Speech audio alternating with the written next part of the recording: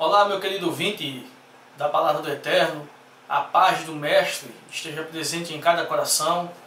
Eu quero convidar você para acompanhar a leitura aqui no capítulo 10 do livro de Hebreus. Nós iremos ler o versículo 24 e 25, que diz assim: E mantenhamos a atenção dada uns aos outros para nos incentivarmos ao amor e às boas obras.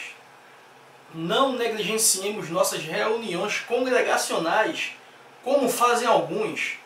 Ao contrário, procuremos nos encorajar.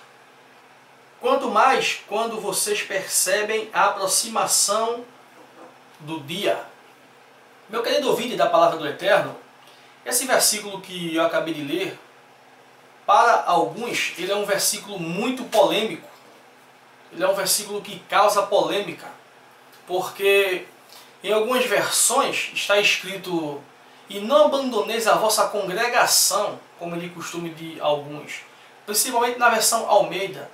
E muitas pessoas usam a versão Almeida, que diz para não abandonar a congregação, para querer falar que aquela congregação é o templo cristão, é o templo protestante. E isso não é verdade. Quando o autor aos Hebreus escreveu, nem sequer a igreja protestante existia naquela época. Então não tem nada a ver uma coisa com a outra. A igreja protestante já saiu da igreja católica, que surgiu no século IV, quando Constantino, o Tertuliano, oficializou o cristianismo como a religião oficializada e pôs várias doutrinas no cristianismo, e de lá da igreja católica foi que saiu a igreja protestante. Então muitas pessoas pegam a versão de Almeida para falar que as pessoas não podem sair dos templos religiosos, têm que estar lá, sustentando os seus líderes, cujo o Messias condenou em Mateus 23, 8 ao 10. E também em João 10, 16, quando ele disse que só há um pastor, que é ele. E muitas pessoas distorcem as escrituras para criar um clero religioso. Daí então, quando você sai do sistema religioso, você está em pecado, você abandonou a fé, você deixou de ser seguidor do Messias. E isso é uma inverdade. Não procede dessa forma. Aí as pessoas dizem: mas como é que você faz culto? Como é que você toma ceia? Como é que você faz batismo? Como é que você faz isso, isso, isso e aquilo? Ou seja, ritos que ficaram na cruz, que não é necessário que nós venhamos fazer na graça. Ah, mas a igreja se reunia, é só ler na Bíblia e tal. Sim, mas por causa de um objetivo. Por isso que eu gosto dessa versão. É uma das que chega mais próxima dos originais. Por que que a igreja se reunia naquela época? Esta é a pergunta-chave que eu quero que você entenda. Veja bem, você vai entender o porquê que a igreja naquela época se reunia. E porquê que se você se reunir hoje ou não vai fazer diferença. Ah, Leandro, se eu me reunir na minha casa para estudar, ou dentro de um galpão para estudar a Bíblia com os meus amigos, não tem problema, fica a seu critério. Você quer se reunir na sua casa para estudar a Bíblia? É bom, é louvável, desculpa. Você quer se reunir em um galpão? De repente, na sua casa tem garagem, você tirou o seu carro e quer se reunir com alguns irmãos para fazer um estudo bíblico? Não tem problema, é a seu critério. Mas não venha querer me falar que eu tenho que me reunir porque que a igreja se reunia, porque que se eu não me reunir eu estou em pecado. Porque você não sabe nem o objetivo sobre o qual a igreja se reunia. E aqui está o ponto-chave. Vamos lá. Por que que a igreja se reunia? O 24 diz assim: e mantenhamos a atenção dada uns aos outros para nos incentivarmos ao amor e às boas obras. A igreja se reunia para incentivar uns aos outros no amor e nas boas obras. Mas, Leandro, é por isso que a gente se reúne nos templos. Mentira. Mentira. Isso é uma mentira cabeluda, como diz o nordestino. A gente não vê amor dentro dos templos. Eu que o diga, passei 12 anos lá. E se eu quisesse, eu seria um pastor. E estaria enganando várias pessoas. Pastor não, pastel. O pastor é o Messias. Se eu quisesse yoga, seria um pastel e estaria enganando as pessoas, assim como tem muitos fazendo. Mentira. Quer a prova? Você já viu um sistema religioso unido com outro? Não, e nunca vai ver. Quando é que você vai ver a Igreja Batista unida com a Universal? Unida com a Assembleia? Unida com a Deus é Amor? Então, mentira. Na prática, esse amor não existe. Não existe. Qual é o sistema religioso correto? Se eu sou da Batista, para mim é Batista. Se eu sou da Assembleia, para mim é Assembleia. Se eu sou da Presbiteriana, para mim é Presbiteriana. Então, para o religioso, o sistema religioso é aquele que ele frequenta. Aquele que ele frequenta é o correto.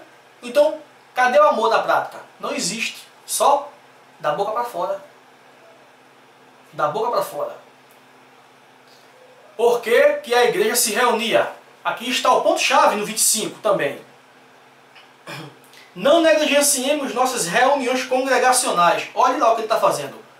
Não negligenciemos as nossas reuniões congregacionais, ou seja, se reunir. E a igreja se reunia nas casas, isso é fato. Eu posso provar para você. Aí ele continua aqui falando. Ao contrário, procuremos nos encorajar. Ou seja, a igreja do Messias naquela época se reunia para encorajar uns aos outros. Talvez você não saiba, ou talvez você sabe, mas quer passar a perna nos outros.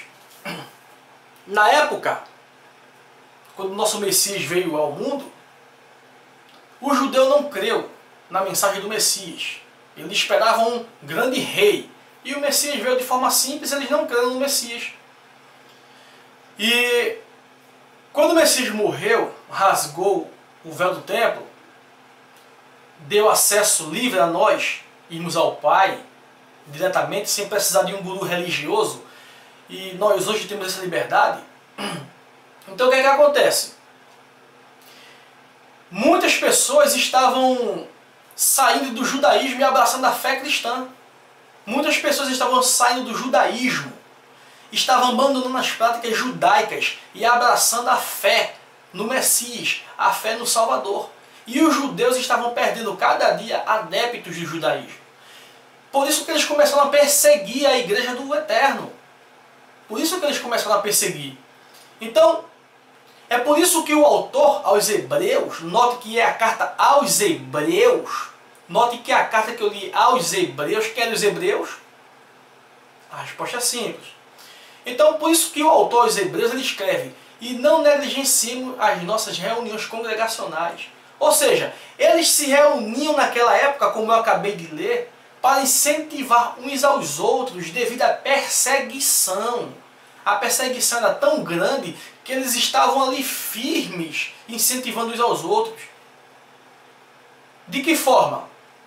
Meu irmão, lembre do que o Messias falou.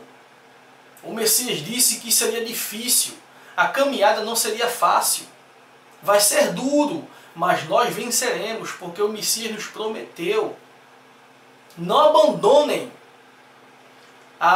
aquilo que o Messias nos ensinou e nos deixou como exemplo. Não vamos jogar fora aquilo que o Messias nos ensinou. Vamos perseverar até o fim. Ou seja, esse era o objetivo deles se reunirem. Devido à perseguição, eles tinham medo que as pessoas voltassem às práticas do judaísmo. Por isso eles se reuniam para incentivar as pessoas irem à frente, olhando somente para o Messias. Então esse era o motivo deles se reunirem, por causa da perseguição naquela época. E aqui no Brasil, qual é a perseguição que tem? Aqui você tem acesso livre a praticar o candomblé, o catolicismo, o protestantismo, Seixinoe, qualquer religião que você quiser, porque você não vai ser perseguido. Você não vai ser perseguido, diferente daquela época. Eles eram perseguidos por amor ao Messias, por falar do Messias, por professar a fé no Messias. Eles eram perseguidos. Então por isso que eles se reuniam, devido a esse motivo. Por causa da perseguição.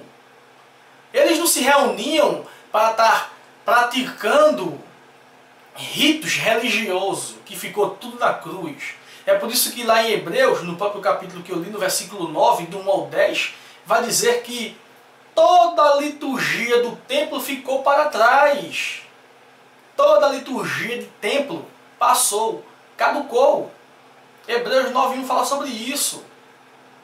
Hebreus 9.1 fala sobre isso, que as liturgias ficaram para trás. Mas as pessoas não entendem. As pessoas se reúnem dentro de templo, praticam liturgia de Santa Ceia, serviço sagrado, isso e aquilo, sem levar em consideração que eles levantaram um templo sem ordem do Messias e por aí vai. Mas os apóstolos do Messias se reuniam devido à perseguição. Não se deixe enganar, meu irmão. Não se deixe enganar. As pessoas aí se reúnem dentro dos seus templos, pagam dízimo. Tudo isso começou no paganismo, lá nos povos sumérios, sem ao menos ter noção do que estão fazendo. Mas graças ao Eterno, muitas pessoas estão acordando e saindo desse sistema religioso mentiroso e falido. Que nosso Deus vos abençoe e vos guarde. Curta a nossa mensagem, compartilhe no Facebook, no WhatsApp, compartilhe também nosso canal no Instagram, onde você estiver. Compartilhe e que o nosso Pai vos abençoe e vos guarde desde agora para todo sempre. Amém.